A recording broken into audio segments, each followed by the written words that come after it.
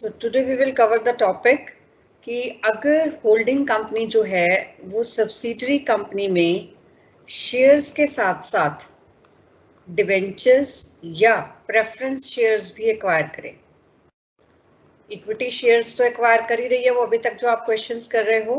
अगर क्वेश्चन में holding company subsidiary company के डिवेंचर्स भी ले लेती है या प्रेफरेंस शेयर्स भी लेती है इन्वेस्टमेंट में, तो हम उसका ट्रीटमेंट कैसे करते हैं। तो पहले मैं बात कर रही हूँ डिवेंचर्स की।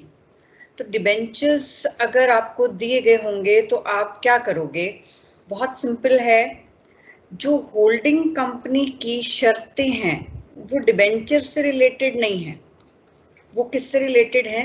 वो इक्विटी से रिलेटेड है कि इक्विटी का 51% और मोर होना चाहिए। उसमें डिवेंचर्स चाहे 2% हैं, चाहे 20% हैं, चाहे 80% हैं, उसका कोई रोल नहीं है। अगर मान लो वो इक्विटी 20% लेता है और डिवेंचर्स 80% लेता है तो वो होल्डिंग नहीं बन जाता। होल्डिंग बनने के लिए इक्विटी का 51% या उससे ज्यादा लेना जरूरी है। तो इसका मतलब ये हुआ कि अगर डिवेंचर्स वो जो मर्जी जितने मर्जी ले ले, वो उसकी होल्डिंग को डिसाइड नहीं करते कि वो होल्डिंग कंपनी बन जाएगी उससे। नहीं, होल्डिंग कंपनी तो वो किस वजह से है? इक्विटी की वजह से है, लेकिन उसने डिवेंचर्स में भी पैसा इन्वेस्ट कर रहा है, बट उसका परसेंटेज कितना है वो हमारे लिए मैटर नहीं करता। तो इसको हम यूज कहाँ पर करते हैं? जहां पर हम कॉस्ट ऑफ कंट्रोल निकालते हैं, तो वहां पर आप लिखते हो वैल्यू ऑफ इन्वेस्टमेंट। तो वैल्यू ऑफ इन्वेस्टमेंट में जो शेयर्स के बदले में दिया वो प्लस जो डिवेंचर्स के बदले में दिया वो दोनों लिखोगे आप, और माइनस करते हो जब आप paid up value of capital. तो मान लीजिए आपने 80% तो इक्विटी ले रखा है, तो 80% इक्विटी का माइनस करोगे, और 30% अगर डिवेंचर्स ले रखे हैं तो 30% डिवेंचर्स की फेस वैल्यू का यहाँ पर माइनस करोगे। बात समझ में आई कि नहीं? Yes ma'am. यानी कि क्वेश्चन में आपको वैल्यू ऑफ इन्वेस्टमेंट, मान लीजिए ये वाला क्वेश्चन है, इसमें 75% शेयर्स हैं और 20% जो है वो यहाँ पे मान लो डिवेंचर्स दिया हुआ है, और डिवेंचर्स दिए हुए हैं मान लो 42,000 के, और ये आपको डिवेंचर्स, सपोज यहाँ तो मैंने प्रेफरेंस लिखा है ना, मान लीजिए एक बार के लिए कि ये डिवेंचर्स हैं 2 लाख के। तो आप क्या करोगे, वैल्यू ऑफ इन्वेस्टमेंट कितनी है इसकी? 7.5 लाख तो वो ये दे रहा है और 42,000 ये दे रहा है, तो आप शेयर्स का लिखोगे 7,50,000 और डिवेंचर्स का लिखोगे 42,000, माइनस करोगे paid up value of equity. Equity थी आपकी 8 लाख की, तो 8 लाख का 75%, क्योंकि यहाँ होल्डिंग 75% है तो 3/4 हो गया, तो ये हो गया 6 लाख। और डिवेंचर्स कितने लिए हैं उसने? 20%। 2 लाख के डिवेंचर्स थे, तो 2 लाख इंटू 20% ये हो जाएगा 40,000। तो इन 750 प्लस 42 792 में से आप 6,40,000 माइनस करोगे, तो ये जो आपके पास आएगा that will come your cost of control. समझ में आया?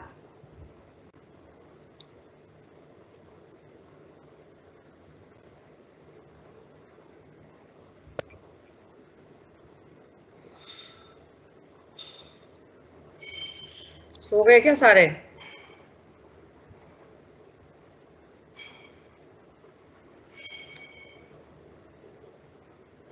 Anybody there? Yes ma'am. Yes ma'am. समझ में आया कि नहीं आया?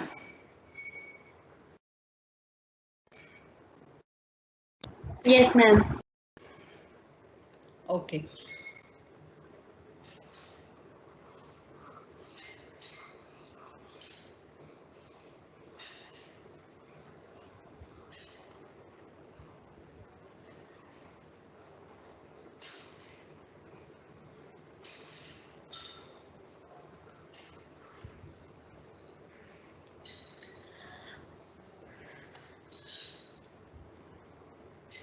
Now let us take the case of preference share,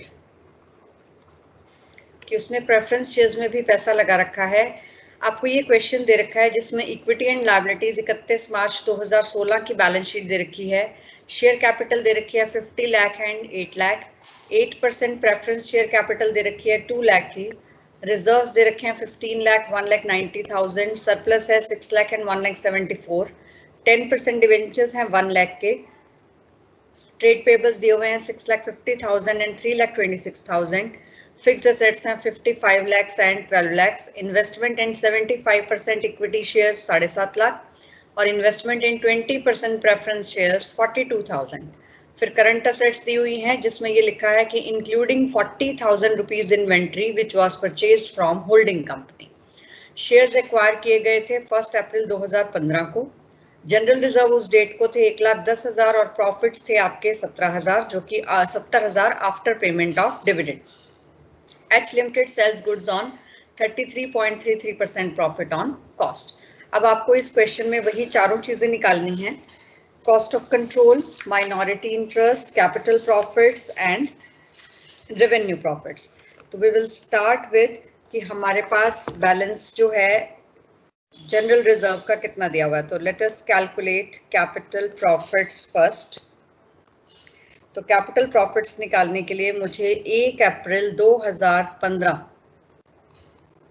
इस डेट को जनरल रिजर्व दिए हुए थे 1,10,000 और पी एंड एल का बैलेंस दिया हुआ है 70,000, ठीक है। और शेयर्स इसी डेट को एक्वायर हुए हैं, in between of the year नहीं एक्वायर हुए। तो ये मेरे सारे के सारे प्रॉफिट 1,80,000 ये कौन सी नेचर के हो जाएंगे, ये मेरे कैपिटल प्रॉफिट्स हो जाएंगे। देन मुझे 31 मार्च 2016 को जनरल रिजर्व दिया हुआ था, इट वाज 1,90,000 और सरप्लस दिया हुआ है 1,74,000। तो 1,10 और 1,90 इन बिटवीन द ईयर मैंने कितना अर्न किया, ट्रांसफर किया 80,000। पी एंड एल 70,000 था, मैंने 1,74,000 हो गया, तो इसका मतलब ये हो गया 1,04,000, टोटल हो गया 1,84,000। अब आप देखिए ये जो प्रॉफिट आया मेरा करंट ईयर का, ये कितना आया, 1,84,000 आ गया। ये करंट ईयर के प्रॉफिट्स को मैं बोलती हूँ रेवेन्यू प्रॉफिट्स, क्योंकि ये सारे 12 महीने के ही मेरे रेवेन्यू प्रॉफिट्स हैं। अब इन रेवेन्यू प्रॉफिट्स में होल्डिंग कंपनी का शेयर है 75% और सब्सिडरी कंपनी का शेयर माइनॉरिटी का शेयर है 25%। माइनॉरिटी कितनी है, 25%। अगर मैं 184 का 75 और 25 कर दूं तो ये गलत हो जाएगा यहाँ पर इस केस में। क्यों? क्योंकि अभी मेरे को प्रेफरेंस शेयर होल्डर्स का डिविडेंड भी देना है। तो प्रेफरेंस शेयर का जो डिविडेंड है वो कितना है, टोटल प्रेफरेंस शेयर्स मेरे पास कितने के थे, 2 लाख के, और इनके ऊपर 8% का प्रेफरेंस डिविडेंड बनता 16,000। अब 16,000 मैं अगर इसमें से बिना काटे ये दे दूं तो इस 16,000 का भी 75%, अगर मतलब मैं ये 1,84 का डिस्ट्रीब्यूशन करूं तो 1,84 में ये 16,000 शामिल है या नहीं है, यस और नो? Yes. तो इसका मतलब 16,000 का भी इधर 75% चला जाएगा और इधर कितना चला जाएगा, 25%। जबकि मुझे ये सब नहीं करना, मेरे को 16,000 का तो कितना बांटना है, 80 और 20, क्योंकि प्रेफरेंस शेयर्स में तो उसका सिर्फ 20% शेयर है होल्डिंग का, तो होल्डिंग को सिर्फ कितना मिलना चाहिए, 20%। और अगर मैं 184 का 75 कर देती हूं तो मैं 16,000 का 75% होल्डिंग कंपनी को दे दूंगी गलती से, हाँ या ना? Yes ma'am. तो Yes, ma'am.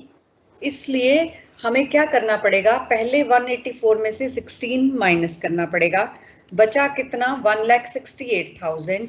ये सारे प्रॉफिट्स जो हैं ये रेवेन्यू प्रॉफिट्स हैं, इनमें से हम 75% दे देंगे होल्डिंग कंपनी को और 25% दे देंगे माइनॉरिटी को। और जो 16,000 है, 16,000 का 20% होल्डिंग को जाएगा। सिर्फ कितना जाएगा? 20% होल्डिंग को जाएगा, और जो बाकी माइनॉरिटी शेयर होल्डर्स को जाएगा वो कितने परसेंट जाएगा? 80%. So you are getting my point or not?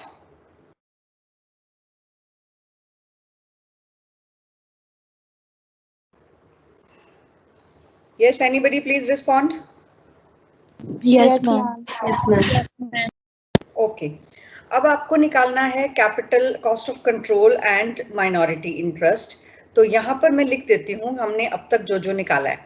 Capital profits हैं हमारे 1,80,000 के, रेवेन्यू प्रॉफिट्स हैं हमारे 1,68,000 के, प्रेफरेंस डिविडेंड है हमारा 16,000 का, जिसको हमने होल्डिंग को देना है 20% और माइनॉरिटी को देना है 80%, और इनका हमें 75 और 25 करना है। ठीक है, अभी हमने ये तीन चीजें निकाली हैं।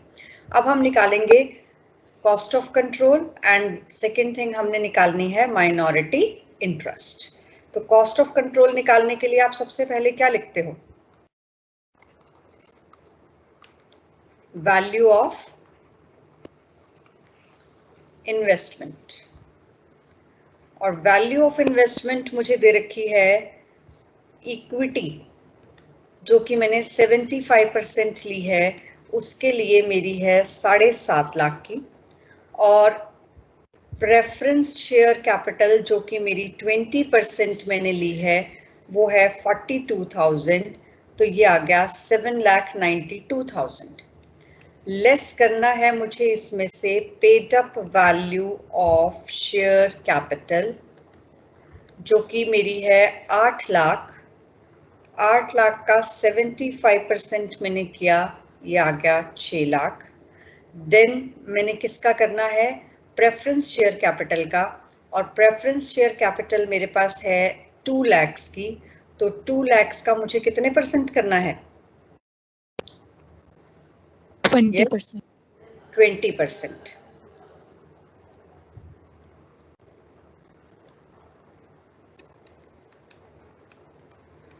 तो 2 लाख का 20% हो गया 40,000। इसके बाद मुझे और क्या लेस करना होता है? Share of capital profits. Okay, yes ma'am. 1,80,000 का 75% हम निकालेंगे, यह आ जाएगा 1,35,000, और इन तीनों का टोटल आ गया हमारे पास 7,75,000। तो हमारी कॉस्ट ऑफ कंट्रोल निकल के आई यहाँ पर, दैट इज 17,400। हाँ जी, समझ में आया? Yes, ma'am. ये हमें 7,50,400 दिया हुआ है यहाँ पर, इट इज 7,50,400। ठीक है, नेक्स्ट हमको निकालना है माइनॉरिटी इंटरेस्ट। तो माइनॉरिटी इंटरेस्ट निकालने के लिए हम लेंगे paid up value of share capital, equity का लेंगे पहले 8 लाख का 25%, that is 2 lakh. Then paid up value of preference share capital, वो थी 2 लाख, और इसका लेना है आपको 80%, दैट इज 1,60,000। देन आपको क्या लेना है? शेयर इन कैपिटल प्रॉफिट्स, जो कि थे 1,80,000 का 25%। तो 1,80,000 का 25% निकाला आपने, ये आ गया 45,000। Share in revenue profits, which is 1,68,000 का 25%, ये आ गया आपका 42,000।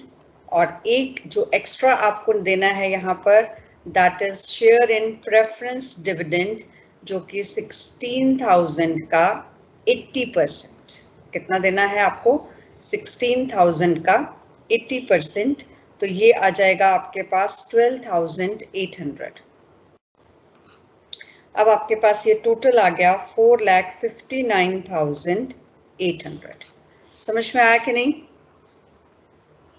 Yes, ma'am. ये आपके पास जो टोटल अमाउंट आ गई 4,59,800, ये आप कहाँ पर दिखा देंगे? माइनॉरिटी इंटरेस्ट में। अब इसमें एक एडजस्टमेंट और दी हुई है क्वेश्चन में, और वो क्या है कि एच लिमिटेड जो है वो गुड्स बेचता है 33.33% प्रॉफिट ऑन कॉस्ट पे, और हमारे पास जो करंट एसेट्स थी उनमें 40,000 की इन्वेंट्री थी जो कि एच लिमिटेड से परचेज की गई थी। 40,000 की इन्वेंट्री एच लिमिटेड से परचेज की गई थी, तो हमें इसमें से अनरियलाइज्ड प्रॉफिट इन स्टॉक निकालना है।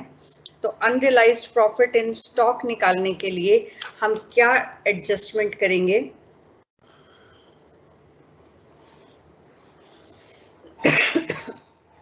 हमारे पास 40,000 का स्टॉक है, ठीक है। अगर हमारे पास जो प्रॉफिट होता है वो कॉस्ट के ऊपर होता है, ये उसने दिया था कि करंट असेट की वैल्यू है होल्डिंग कंपनी की जो 52,600, उसमें 40,000 की इन्वेंट्री शामिल है, और वो इन्वेंट्री जो है उसमें प्रॉफिट कितना लिया हुआ है? 33.33% ऑन कॉस्ट लिया हुआ है। तो इसका मतलब क्या हो गया? अब ये तो परसेंटेज में 33.33% है ना, मैं आपको एक बार सिंपल लेके समझाती हूँ। 20% मान लीजिए।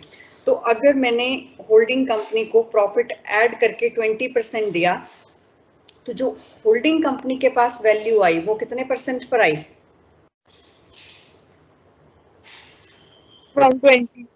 120% पर आई।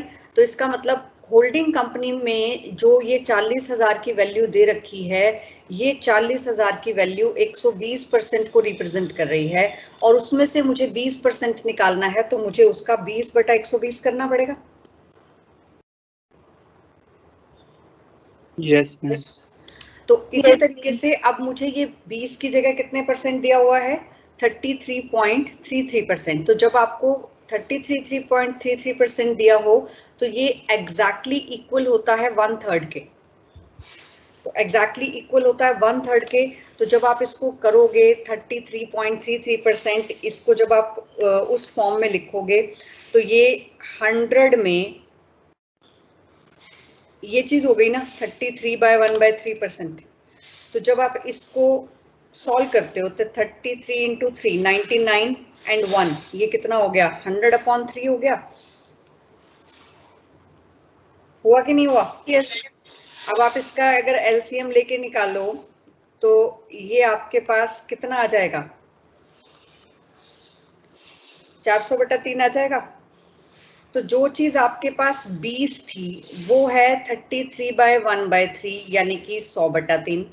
जो पिछले एग्जाम्पल में 120 था वो है आपके पास 400/3। तो 100/3/400/3 ये करना है आपको। तो क्या हो जाएगा? It will be equal to 1/4। समझ में आया कि नहीं आया? Yes, ma'am. तो 40,000 का 1/4 आपने प्रॉफिट निकाला तो वो आ गया 10,000, और ये जो 10,000 का प्रॉफिट है ये आपने स्टॉक में से भी माइनस करना होता है, और दूसरी बार आपने जो होल्डिंग कंपनी के प्रॉफिट्स होते हैं उसमें से माइनस करना होता है। हाँ जी, समझ में आया कि नहीं आया?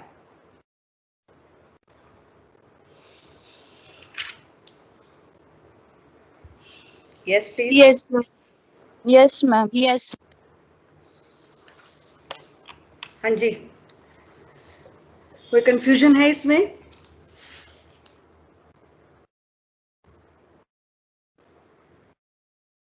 No, ma'am. एक पॉइंट आपने पूछा नहीं मुझसे, वो रह गया बताना आपको। हमने 16,000 का डिविडेंड निकाला था। 16,000 के डिविडेंड के दो हिस्से किए थे, 20% और 80%। 80% तो हमने यहाँ लिख दिया, ये 20% कहाँ जाएगा?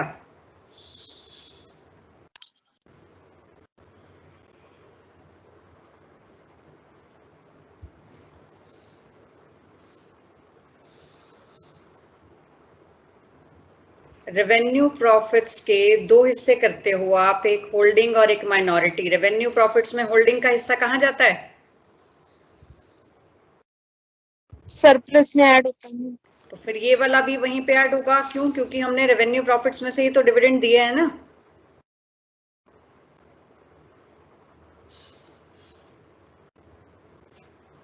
रेवेन्यू प्रॉफिट्स में से आप डिविडेंड दे रहे हो तो 16,000 का 20% 3200 रुपए होल्डिंग कंपनी को और मिलने हैं।